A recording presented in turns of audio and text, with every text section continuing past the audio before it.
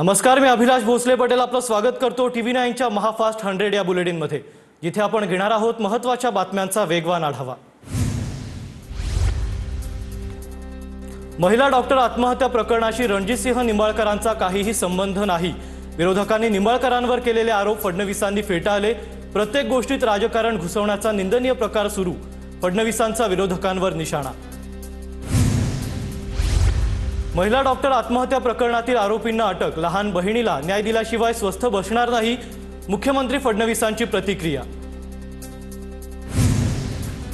अशा प्रकरणाशी नावे जोडल्या गेल्यानंतर मनात हळहळ होते। मुख्यमंत्री फडणवीस फलटणला येऊ नये यासाठी माझ्यावर आरोप, माजी खासदार रणजितसिंह निंबाळकर यांचा आरोप। महिला डॉक्टर आत्महत्या प्रकरणाचं राजकारण झालं, या प्रकरणामध्ये आमचा काहीही संबंध नाही। फलटण आत्महत्या प्रकरणावर संजय पाटलांची प्रतिक्रिया। महिला डॉक्टर आत्महत्या प्रकरणी आरोपी PSI बदने फलटण ग्रामीण पोलिसात स्वतःहून हजर। PSI गोपाल बदनेनं डॉक्टर महिलेवर लैंगिक अत्याचार केल्याचा आरोप।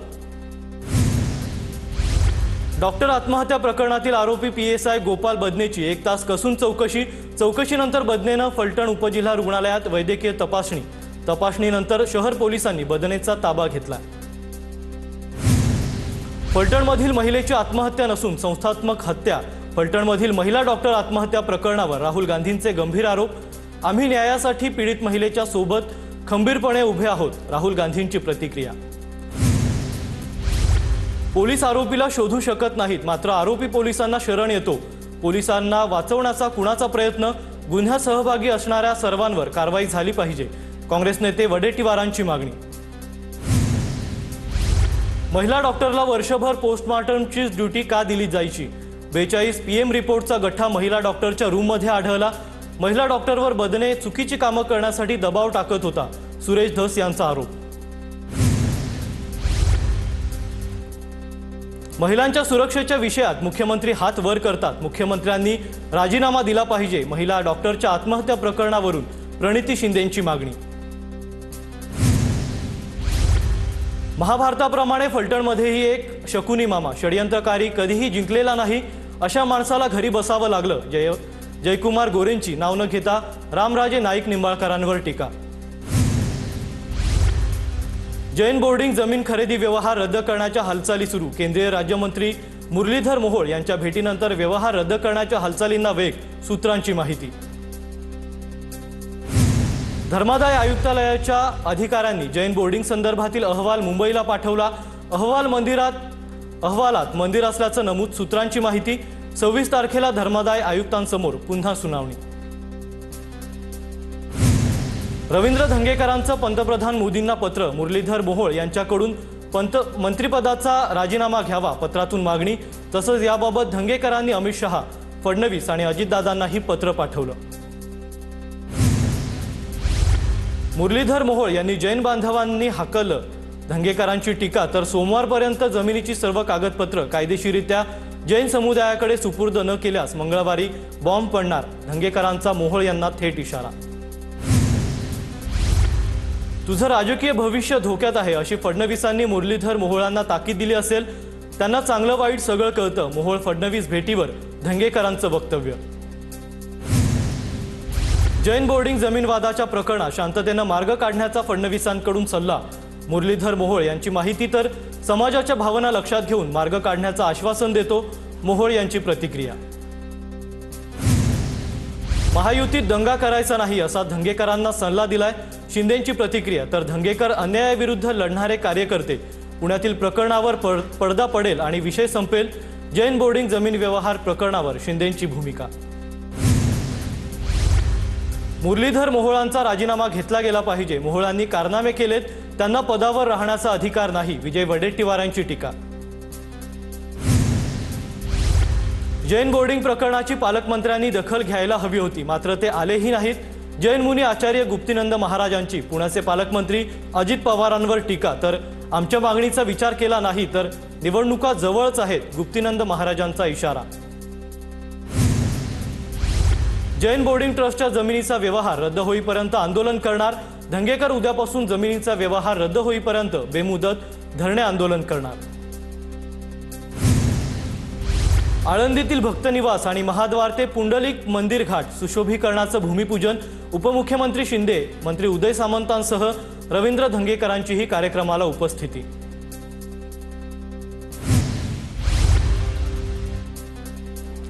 बाणेरमध्ये मुरलीधर मोहोळ यांचा जनसंपर्क सेवा अभियानाचं आयोजन, पुणेकरांच्या समस्या जाणून घेण्यासाठी मोहोळ यांचा जनता दरबार।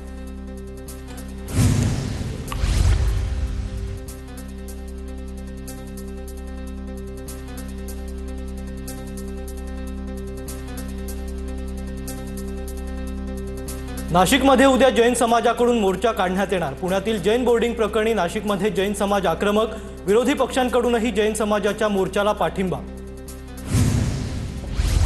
शिवसेना पक्ष आणि चिन्हासंदर्भात सुनावणीची तारीख जवळ आली की शिंदे दिल्लीला जातात। मोदी आणि अमित शहांसोबत भेटीगाठी वाढतात।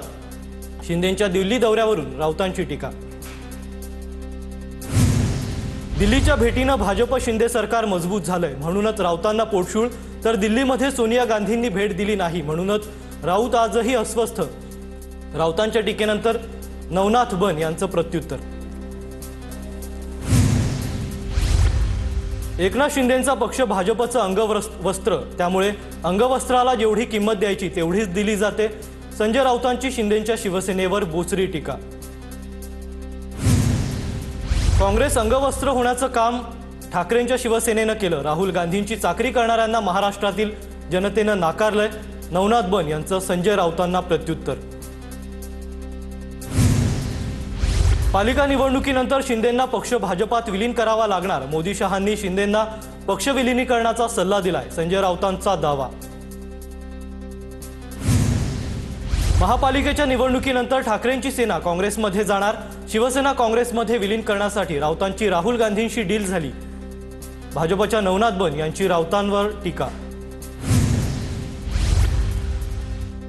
महाराष्ट्र भाजपच्या प्रदेश मुख्यालयाचं उद्या भूमिपूजन। केंद्रीय गृहमंत्री अमित शहांच्या हस्ते उद्या भूमिपूजन होणार। दुपारी 12 वाजता भूमिपूजन कार्यक्रमाचं आयोजन। ठाकरेंच्या शिवसेनेचा उद्या मुंबईत निर्धार मेळावा पार पडणार। आदित्य ठाकरे मतदार याद्यांमधील घोळासंदर्भात बोलणार। आदित्य ठाकरे मुंबईतील मतदार यादीतील घोळाचं सादरीकरण करणार, तर मेळाव्याला उद्धव ठाकरेही मार्गदर्शन करणार। मनसेच्या शाखा प्रमुख, विभाग प्रमुखांना 1 नोव्हेंबर आधी मतदार याद्यांची पडताळणी करून अहवाल देण्याच्या राज ठाकरेंच्या सूचना। सर्वपक्षीय मोर्चा आधी मतदार याद्यांचा अहवाल देण्याच्या सूचना, सूत्रांची माहिती। सर्व विरोधी पक्षांचा 1 नोव्हेंबरला मुंबईत निवडणूक आयोगाविरोधात मोर्चा। मोर्चाला फॅशन स्ट्रीटपासून सुरुवात होईल। मेट्रोच्या मार्गे मोर्चा मुंबई महापालिकेसमोर पोहोचणार, राऊतांची माहिती। संजय राऊतांनी सिल्वर ओकवर पवारांची भेट घेतली। 1 नोव्हेंबरच्या मोर्चा संदर्भात पवारांसोबत चर्चा केली। शरद पवार आणि राऊतांमध्ये 25 मिनिटं चर्चा। वंचित बहुजन आघाडीचा उद्या पुण्यात मोर्चा। प्रकाश आंबेडकरांच्या नेतृत्वात मोर्चाचं आयोजन। महायुती सरकारविरोधात मोर्चा काढणार। महायुतीच्या 13 आमदारांना सामाजिक न्याय विभागाचा विकास निधी। 13 जिल्ह्यांमध्ये प्रत्येकी 2 कोटी रुपयांचा निधी मंजूर। जिल्ह्यातील विकास कामं मार्गी लावली जाणार। विधानसभेचे उपाध्यक्ष अण्णा बनसोडे यांनी आत्मपरीक्षण करावं। अण्णा बनसोडेंच्या वक्तव्यानंतर आमदार उमा खापरेंचा टोला। पिंपरी चिंचवड पालिकेत पुन्हा राष्ट्रवादीची सत्ता येईल असा विश्वास अण्णा बनसोडे यांनी व्यक्त केला होता। सोलापुरात जिल्हा परिषद भाजप स्वबळावर लढणार। अक्कलकोटमधील 3 नगर परिषदेही भाजप स्वतंत्र लढणार। अक्कलकोटचे भाजप आमदार सचिन कल्याण शेट्टी यांची माहिती। भंडारा गोंदियात कोणतीही युती होणार नाही। भाजप स्वबळावर लढणार। आगामी निवडणुकांसंदर्भात आमदार परिणय फुकेंकडून स्वबळाचा नारा। हिंगोलीत आगामी निवडणुकांसाठी आमदार संतोष बांगर यांचा स्वबळाचा नारा। नगरपालिकेवर शिवसेनेचाच भगवा फडकवणार, संतोष बांगरांकडून विश्वास व्यक्त। हिंगोलीत 16 जिल्हा परिषद सर्कलच्या निवडणुका भाजपच जिंकणार। ईट का जवाब पत्थर से दिया जाएगा। आमदार तानाजी मुटकुळेंची नाव न घेता संतोष बांगरांवर टीका। जालन्यात पंकजा मुंडेंच्या हस्ते उद्घाटन झालेल्या नामफलकाला शिंदेंच्या सेनेनं काळं फासलं।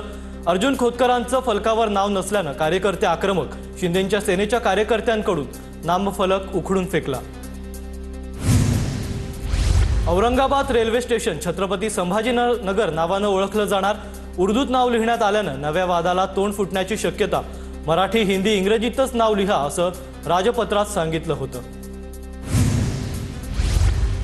मनसेच्या दीपोत्सवानंतर छत्रपती शिवाजी महाराज पार्कातील मैदानात मोठ्या प्रमाणात फटाक्यांचा कचरा। महानगरपालिकेच्या कर्मचाऱ्यांकडून मैदानाची स्वच्छता। जोरदार पावसामुळे मैदानात चिखल। कांदिवलीमधील इमारतीला लागलेल्या आगीत 8 जण जखमी झाल्याची माहिती। तिघांवर अतिदक्षता विभागात उपचार सुरू, तर 5 जणांना उपचार करून घरी सोडलं। मुंबईच्या मालाडमध्ये 8 वर्षीय मुलीवर फावड्यानं हल्ला। चिमुकली खेळत असताना क्षुल्लक कारणावरून 34 वर्षीय आरोपीचा हल्ला। पोलिसांनी आरोपीला ताब्यात घेऊन सोडून दिल्याचा मनसेचा आरोप। मनसेकडून आरोपीच्या अटकेची मागणी। डोंबिवली स्टेशन परिसरात पालिकेची मोठी कारवाई। अनधिकृत फेरीवाले आणि शेडधारकांवर पालिकेचा हातोडा। राजकीय पक्षांच्या आंदोलनाच्या इशाऱ्यानंतर पालिका ॲक्शन मोडवर। गडचिरोली जिल्ह्यात वीज पडल्यानं एका विद्यार्थ्याचा मृत्यू, तर एक गंभीर जखमी। कुर्ची तालुक्यातील केसाल डांबरी येथील घटना। सरगम सोमनाथ कोरचा याचा मृत्यू, तर योगेश गावंडे गंभीर जखमी। बोईसर पूर्वेकडील बेटेगाव पोलीस चौकीजवळच्या फटाक्याच्या दुकानात चोरी। रोकड आणि फटाके घेऊन चोरटा पसार। चोरीची घटना फटाके दुकानात लावलेल्या सीसीटीव्ही कॅमेऱ्यात कैद। तळोदा तालुक्यातील चांदसैली घाटात टेंबरी पॉइंट जवळ दरड कोसळली। दरड कोसळल्यानं धडगाव आणि तळोदा तालुक्याला जोडणारा घाट रस्ता पूर्णपणे बंद। 8 दिवसांपूर्वी घाटात अपघात होऊन 8 लोकांचा जीवही गेला होता। नाशिक पुणे महामार्गावर कंटेनर चालकाचं नियंत्रण सुटल्यानं अपघात। महामार्गावर कंटेनर पलटी झाल्यानं मोठी वाहतूक कोंडी। वाहनांच्या रांगा। संगमनेरमधील चंदनपुरी घाटाजवळ दुभाजक तोडून कंटेनर पलटी। सिंधुदुर्गच्या सावंतवाडीत ठाकरेंच्या सेनेला धक्का। ठाकरेंच्या सेनेच्या पदाधिकाऱ्यांचा भाजपात प्रवेश। भाजप नेते विशाल परब यांच्या उपस्थितीत पक्षप्रवेश। वेंगुर्ला तालुक्यातील आडेली जिल्हा परिषद गटात ठाकरेंच्या शिवसेनेला खिंडार। दाभोली सरपंच, वायंगणी सरपंच यांच्यासह अनेक पदाधिकाऱ्यांचा पालकमंत्री नितेश राणेंच्या उपस्थितीत भाजपत प्रवेश। उद्धव ठाकरे आणि रश्मी ठाकरे यांनी ज्येष्ठ अभिनेते सतीश शहा यांच्या पार्थिवाचं दर्शन घेतलं।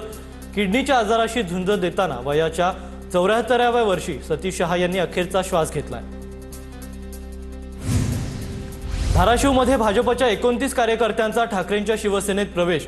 आगामी निवडणुकांच्या पार्श्वभूमीवर कार्यकर्त्यांचा पक्षप्रवेश। ओमराजे निंबाळकर, कैलास पाटलांच्या उपस्थितीत पक्षप्रवेश पार। कराडच्या घोगावमधील उद्योजक मोहनराव नायकवडी यांचा अजित पवारांच्या राष्ट्रवादीत प्रवेश। खासदार नितीन पाटील आणि उदयसिंह पाटील उंडाळकरांच्या उपस्थितीत पक्षप्रवेश।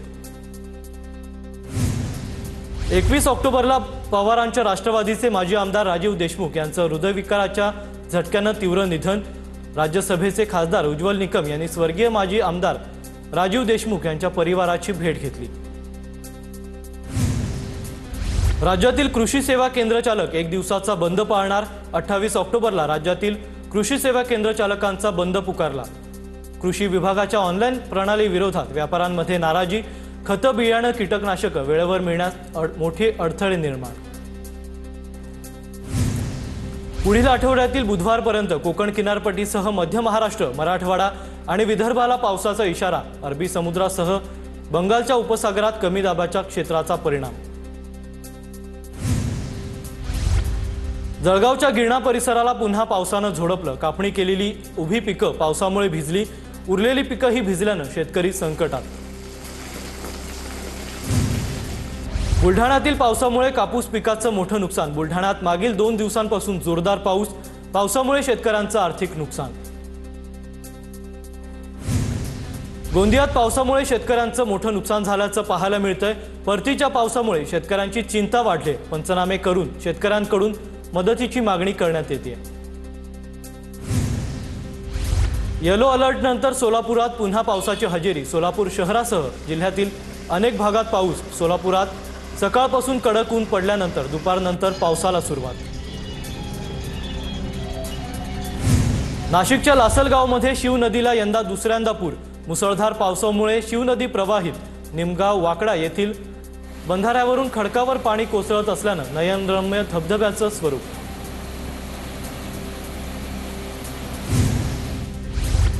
जळगावच्या बोदवड तालुक्यातील पावसामुळे मकासह कपाशी पिकाचं मोठं नुकसान। मका आणि कापसाला आधीच योग्य भाव नाही, आता पावसामुळे शेतकऱ्यांना आणखी फटका बसणार। पुण्याच्या शिरूर तालुक्यातील ग्रामीण भागात पावसामुळे कांदा पिकाचं मोठं नुकसान। उत्पन्नाचं गणित बिघडल्यानं शेतकरी चिंतेत। प्रशासनानं शेतकऱ्यांना नुकसान भरपाई देण्याची मागणी। मालेगावसह नाशिक जिल्ह्यातील ग्रामीण भागात मुसळधार पावसाची हजेरी। मुसळधार पावसामुळे शेती पिकांना मोठा फटका। नाशिक जिल्ह्यातील बागलाण, मालेगावसह जिल्ह्यातील कांदा मका पिकांचं मोठं नुकसान। नाशिकच्या लासलगावमध्ये रात्रभर मुसळधार पावसाची हजेरी। पावसामुळे शेतांमध्ये पाणी साचल्यानं शेतकऱ्यांची चिंता वाढली।